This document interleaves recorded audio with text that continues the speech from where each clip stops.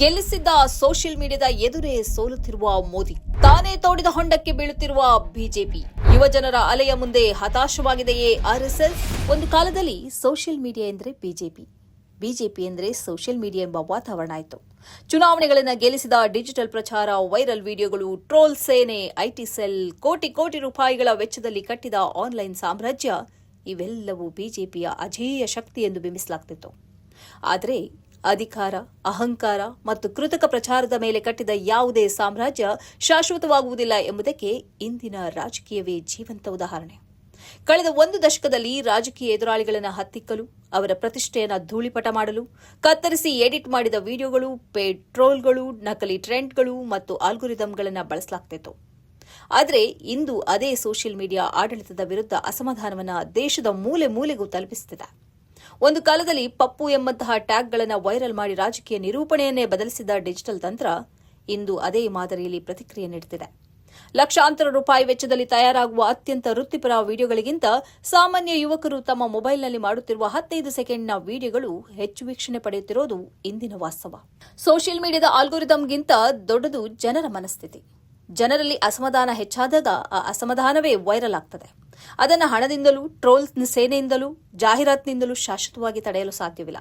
ಇಂದಿನ ಯುವ ಪೀಳಿಗೆ ಟಿವಿಯೊಂದನ್ನೇ ನಂಬುವ ತಲೆಮಾರಲ್ಲ, ಜಗತ್ತಿನಲ್ಲಿ ಏನಾಗ್ತಿದೆ ಎಂಬುದನ್ನು ಕ್ಷಣಾರ್ಧದಲ್ಲಿ ತಿಳಿದುಕೊಳ್ಳುವ ಡಿಜಿಟಲ್ ತಲೆಮಾರಿದು. ಇವರಿಗೆ ಧರ್ಮ, ಜಾತಿ ಮತ್ತು ಭಾವನಾತ್ಮಕ ಘೋಷಣೆಗಳಿಗಿಂತ ಉದ್ಯೋಗ, ಶಿಕ್ಷಣ, ಆರ್ಥಿಕ ಭದ್ರತೆ ಮತ್ತು ಭವಿಷ್ಯ ಮುಖ್ಯ.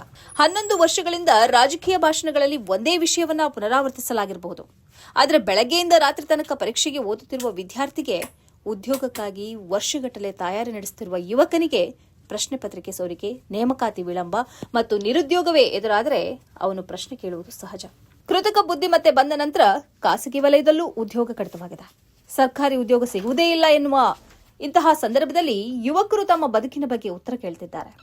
ನಮಗೆ ಉದ್ಯೋಗ ಇಲ್ಲದಿದ್ದರೆ ನಿಮ್ಮ ಅಧಿಕಾರಕ್ಕೂ ಭದ್ರತೆ ಇಲ್ಲ ಎಂಬ ಸಂದೇಶ ಇಂದು ದೇಶದಾದ್ಯಂತ ಕೇಳಿಬರ್ತಿದೆ.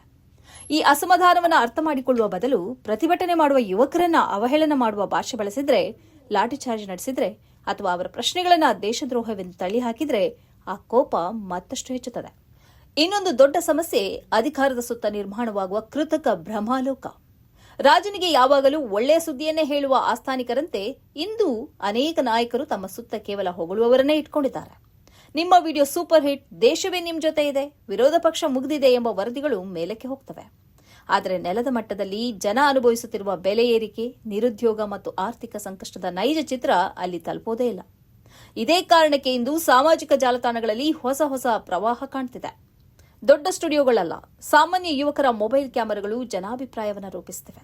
ಹಣಕ್ಕಿಂತ ವಿಶ್ವಾಸ, ಪ್ರಚಾರಕ್ಕಿಂತ ಅನುಭವ, ಆಲ್ಗೊರಿದಮ್ಗಿಂತ ಜನರ ಆಕ್ರೋಶವೇ ಹೆಚ್ಚು ಪ್ರಭಾವ ಬೀರ್ತಿದೆ.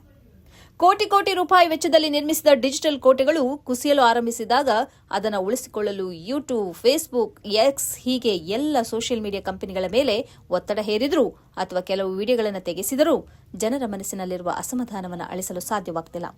ಬೆದರಿಕೆ, ತನಿಖಾ ಸಂಸ್ಥೆಗಳು, ಪ್ರಚಾರ ಯಂತ್ರ, ಅಧಿಕಾರ ಇವೆಲ್ಲವೂ ಕೆಲವು ಕಾಲ ಕೆಲಸ ಮಾಡಬಹುದು. ಆದರೆ ಜನರ ಹೊಟ್ಟೆ ಖಾಲಿಯಾಗಿದ್ರೆ, ಯುವಕರ ಭವಿಷ್ಯ ಕತ್ತಲೆಯಾದರೆ ಯಾವುದೇ ಪ್ರಚಾರ ಶಾಶ್ವತವಾಗುವುದಿಲ್ಲ.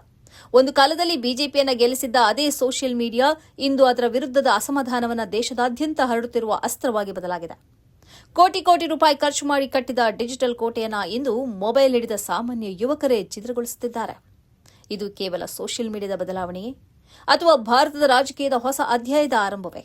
ಈ ಪ್ರಶ್ನೆಗಳಿಗೆ ಉತ್ತರವನ್ನು ಅಂತಿಮವಾಗಿ ನೀಡುವುದು ಅಲ್ಗೊರಿದಮ್ ಅಲ್ಲ, ಭಾರತದ ಜನತೆ, ಅಂದರೆ ವೀಕ್ಷಕರಾದ ನೀವು. ನಿಮ್ಮ ಮನಸ್ಸಿನಲ್ಲಿದ್ದದ್ದನ್ನ ಕಮೆಂಟ್ ಬಾಕ್ಸ್ನಲ್ಲಿ ಬರೆಯಿರಿ.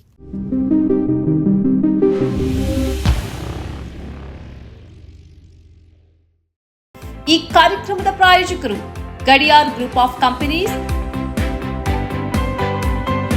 Specialised in piling and shoring, engineering consultancy, fire fighting, steel structures, real estate.